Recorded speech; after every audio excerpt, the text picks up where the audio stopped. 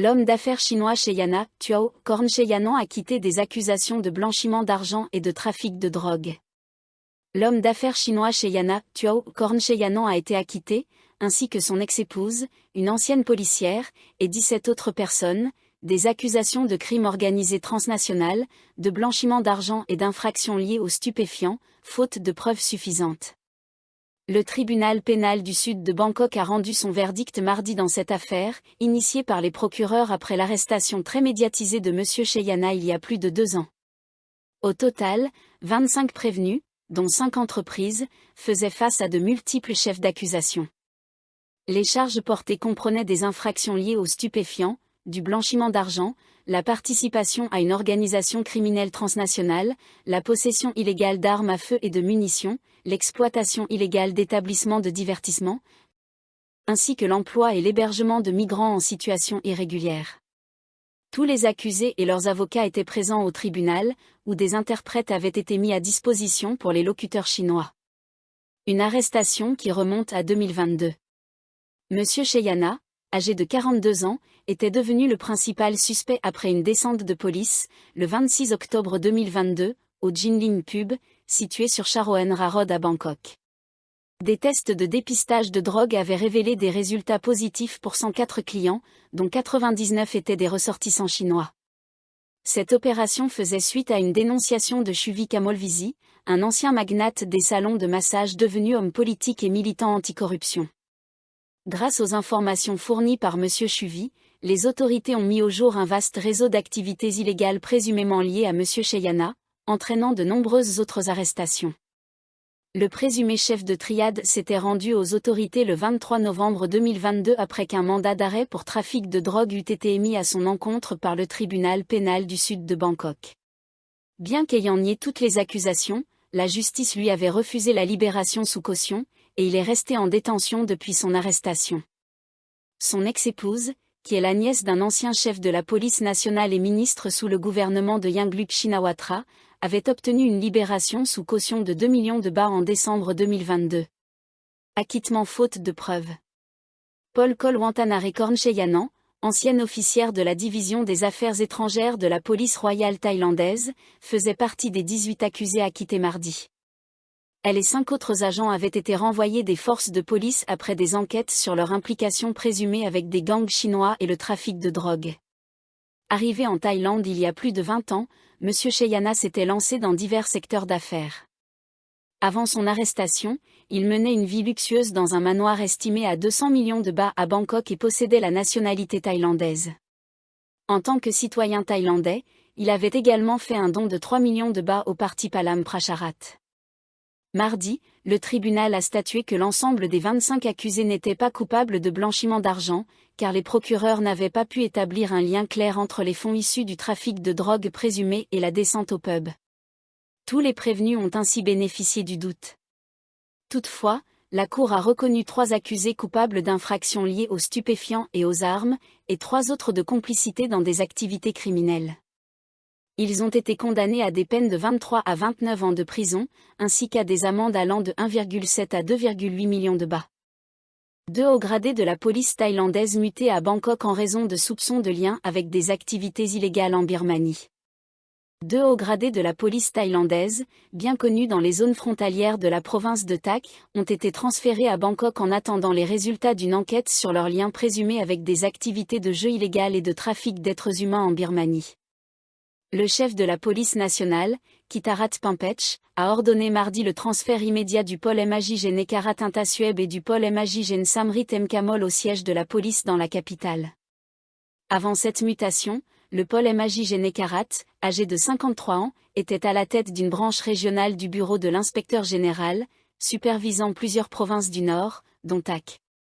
Très populaire dans la région frontalière de Tak, il avait précédemment occupé le poste de chef de la police du district de Mae So. Selon des médias locaux, cet officier posséderait un manoir sur un terrain de 5 rails, environ 8000 m², doté notamment d'une cascade et d'un terrain d'entraînement de golf. Cependant, il préférait résider dans le logement de fonction mis à disposition du chef de la police de Mae So.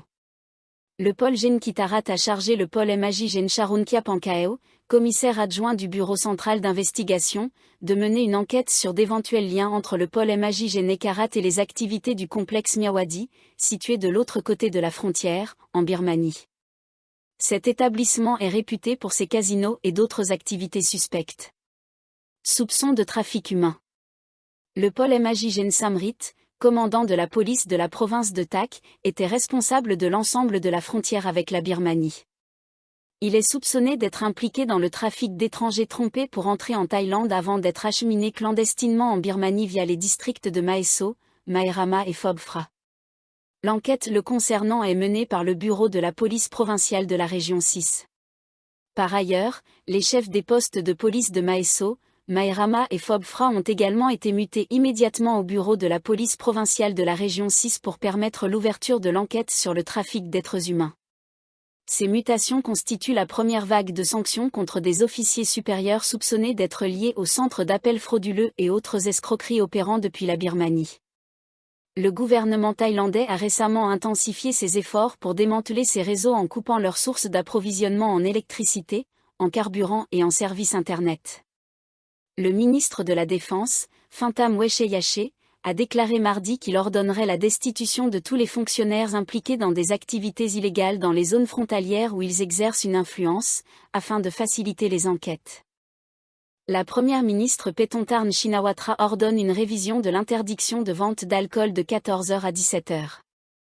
La première ministre Paetongtarn Shinawatra a demandé un réexamen de l'interdiction de la vente d'alcool entre 14h et 17h, en réponse aux demandes des groupes économiques souhaitant assouplir les réglementations pour soutenir le tourisme. Le porte-parole du gouvernement, Jirayu Umsub, a déclaré que la chef du gouvernement avait ordonné une révision de cette règle vieille de 53 ans afin de l'adapter à la situation actuelle. Cette interdiction ne relève pas de la loi sur le contrôle des boissons alcoolisées, mais d'un décret instauré en 1972 par le régime issu du coup d'État mené par le maréchal Thanon Kittikachorn. À l'origine, cette mesure visait à empêcher les fonctionnaires de consommer de l'alcool durant leurs heures de travail et n'a jamais été abrogée depuis. De nombreuses entreprises ont récemment appelé à la suppression de cette restriction, la jugeant obsolète. Le débat coïncide avec un projet d'amendement de la loi sur le contrôle des boissons alcoolisées, qui a déjà été approuvé par une commission spéciale de la Chambre des représentants et doit encore passer en deuxième et troisième lecture. Un frein à l'économie et au tourisme. Madame Paetongtarn a expliqué, après la réunion hebdomadaire du cabinet, que plusieurs groupes d'affaires considèrent ces restrictions sur la vente d'alcool comme un obstacle à la relance économique du pays. Elle a donc demandé aux agences concernées d'étudier l'impact de l'interdiction de vente l'après-midi, ainsi que celle en vigueur lors des jours saints bouddhistes, afin d'évaluer leurs conséquences sur le tourisme. En Thaïlande, la vente d'alcool est également interdite les jours d'élection, dès la veille au soir du scrutin. Les autorités ont également été chargées d'examiner d'autres restrictions, notamment celles concernant la vente d'alcool en ligne, les zones de contrôle de la vente d'alcool, ainsi que certaines réglementations mises en place durant la pandémie de Covid-19 et toute autre règle en vigueur depuis 1972.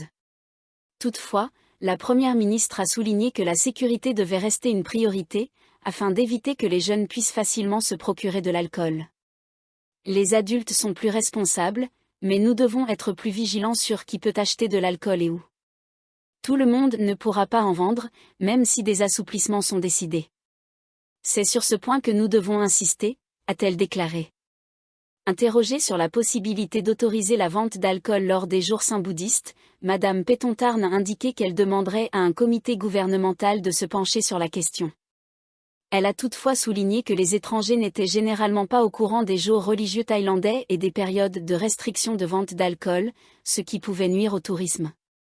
Nous avons annoncé que cette année serait placée sous le signe du tourisme.